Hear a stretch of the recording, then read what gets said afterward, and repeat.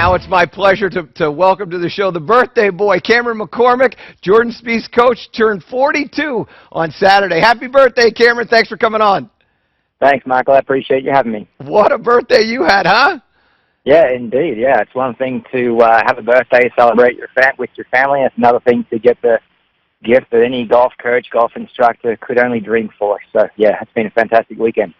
Obviously, the week started at Augusta National with the drive, chip, and putt on Sunday, and we got a chance to see some juniors do some things that we would only have hoped to do when we were their age. But you had the great fortune of really starting Jordan into the sport, and I know that there's a lot of people that are watching, parents and otherwise, that would like to know what are some of the things that you think are important when you're just getting a junior started into the game? Well, yeah, at the age that they're, let's say, experiencing golf for the first time, the enjoyment is what's most critical. So structuring experiences that provide for pleasurable, enjoyable experiences is what's most important, and that incubates an interest for that child to do more, and that germinates into skill development. So parents need to be providing love and support first, and for the environment of joy to be cultivated, most importantly. Just make sure that the kids are having a good time. Don't necessarily get out there and make them hold the club perfectly and all that stuff, correct? Yeah, true. And then the second step would be putting them in touch with a person that can furthermore cultivate some skills. So that would be a coach that can not only speak the language of developing form when necessary, but also speak the language of experience on the golf course and teach a person how to play the game just as much as how to swing. Well, certainly you guys are speaking the right language. When Jordan decided that he wanted to, maybe take the game to the next level, and I know he's always wanted to win the Masters, but what are the things that you did at the end of last year and going into this year? What are the things that you kind of focused on to get Jordan prepared for such an amazing season that he's off to here? We didn't necessarily do anything different. We always have a blueprint that we work back towards when he, let's say, goes down the road for a 3 or 4 week stretch. So I don't spend too much time out on the road. I'll go out there maybe in the third week of a 4 week stretch. So that helps me keep a pulse on what I call skill vitals and the form pattern he's producing. So really, for us, it's more about returning back to a blueprint and making sure that things don't get too far off track. And that's what really allows him to play great golf week in, week out, because things don't get too far off track. So last year, the biggest change or adaptation was just the psychology of being able to get over the hump and get that second win. So it was really a maturation that happened in Australia between he and Michael, a comfort and a relaxation and being in contention and not having to press so hard to get that second win. It obviously was a relaxation that was critical for Jordan, not just over the weekend, but really, after you shoot 64 and you're in the lead the whole week, you have to be relaxed going into that. What was the preparation that you did going into Masters? Was it any different than what you would do in a normal week on the tour? Yeah, it was actually, because he come off such a great stretch of play, winning, then finishing second, and playing in the final group. This week was actually about less rather than more.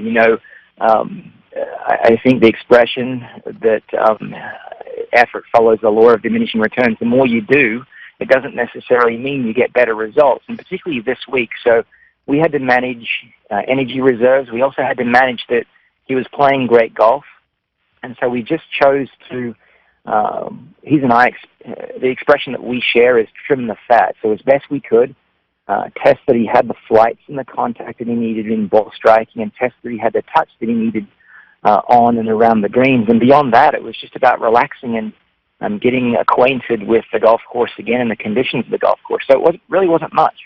How about his golf swing now? He hit the ball great, 75% of his greens. Scoring was crazy good. Just share with us some of the things that you think are keys for Jordan. I know his grip is maybe a little bit unconventional, the interlocking and sort of a weaker lead hand and a stronger right hand. Just share a little bit of what are some of the things that you think are critical for Jordan's success.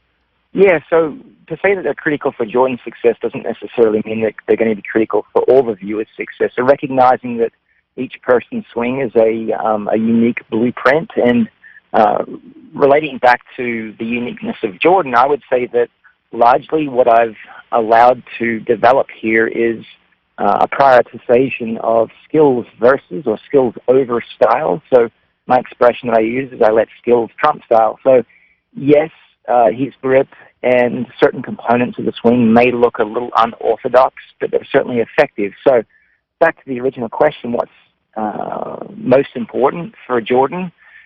He tends to regress back into a pattern of what we'll call hip sway in the backswing.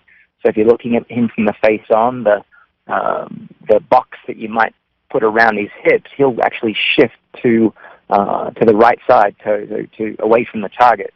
And when he does that, he doesn't really get the club set really well at the top, and he is then predisposed to kind of a steep strike to the ball and can create some right misses. So what we were talking about this week was him being patient off the ball and getting a nice good load over his trail leg. And that doesn't mean necessarily he had to shift to the right so much as pivot and put pressure down into his right heel. So that was really the key this week. And then beyond that, there are certain, I guess, other uniquenesses that you might see in his style that are really just artifacts of how he developed as a young guy. So if you went through impact, and you and I were talking, let's say off air, that he really doesn't roll the right forearm or right hand over the left very much. And that's because he's always been really good in preparing the club face for the strike before impact. So it doesn't really require too much of a roll post-impact for him to meet the ball as he's intending to meet the ball. So, yeah, more of a body release than a hand release, people might say, but I think that's something that he's done. Actually, I know that it's something he's done since he was 12 years old, and since he's always had fairly good to great ball control, we've really never looked to change that. The only thing that also looks to me a little unconventional that you didn't talk about was sort of at the top of his swing, his left arm is a little bit bent. He straightens it in the downswing, but it's a little bit bent in the backswing, and that's obviously something that you did not think that was an important thing to pay attention to, I assume. Yeah, sure. I would say that I have these corridors of movement, and as long as, similar to driving a car, you know, the width of the lane isn't necessarily the width of the car, it's slightly wider, and as long as someone's falling within the necessary parameters that provide contact control and face control and path control at the bottom of the swing, then I let those things go, because oftentimes they're harder to change. And when they don't relate to one of the critical skills of contact and flight control, then yeah, I've certainly been tolerant of that. Well, Cameron, I know that there can't be anything better than celebrating your 42nd birthday with your student for so long winning the Masters, and all any of us want to say is congratulations and continued good fortune to you. Thanks for spending some time with us, my friend. Yeah, thanks, Michael. All righty. Well done.